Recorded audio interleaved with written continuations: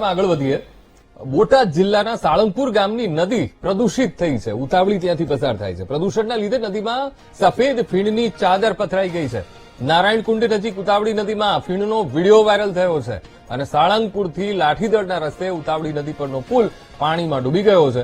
વરસાદી પાણીની આવક સાથે ઉતાવળી નદીમાં પ્રદૂષણ પણ જોવા મળ્યું છે. જે લોકો ઉતાવળીને પ્રદૂષિત કરી રહ્યા છે એમની પોલ અહીંયા છતી થઈ ગઈ છે. આ કમોસમી વરસાદ અને જે પાણીની આવક થઈ છે ત્યારે ઉતાવળીમાં પણ ઉપરવાસમાં વરસાદ અને જેના કારણે ઉતાવળીમાં પણ પાણી આવ્યા અને જેની સાથે આ ફીણ પણ લઈને આવ્યા છે. હવે આપણે સાળંગપુર પાસેથી થતી જે પસાર થાય છે ઉતાવળી નદી એના દ્રશ્યો અમે આપને બતાવી રહ્યા છીએ.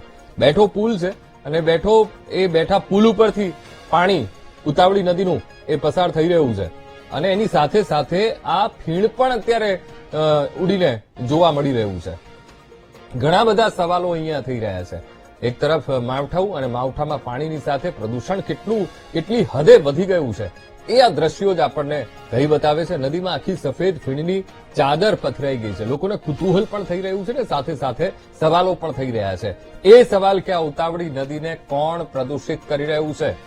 આ મુદ્દે સંવાદદાતા રાજુ ફોનલાઈન પર જોડાઈ ગયા છે. રાજુ, સાળંગપુર પાસેથી પસાર થતી ઉતાવળી નદી, સવાલ એ થઈ રહ્યો છે કે આ જે સફેદ ફીણની ચાદર આખી પથરાઈ ગઈ છે, ઉતાવળીને કોણ પ્રદૂષિત કરી રહ્યું છે? રાજુ,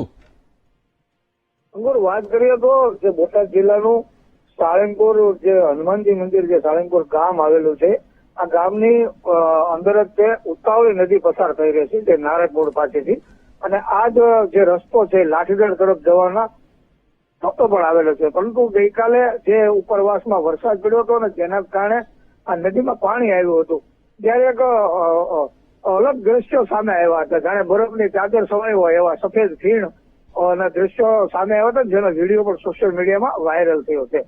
અંકુર, વાત કરીએ તો આ વિસ્તારની અંદર એટલે કે નદીની આજુબાજુની અંદર કોઈ પ્રકારનું કોઈ કેમિકલ યુક્ત ફેક્ટરી પણ આવેલી નથી તેવું પણ એક માહિતી મળી રહી છે. ત્યારે ક્યાંક ને ક્યાંક ડ્રેનેજના પાણીના કારણે આવું થતું હોય અને પ્રદૂષણ થતું હોય તેવું પણ એક સામે આવ્યું છે. બિલકુલ રાજુ, સમગ્ર માહિતી સાથે જોડાવા બદલ આપનો આભાર.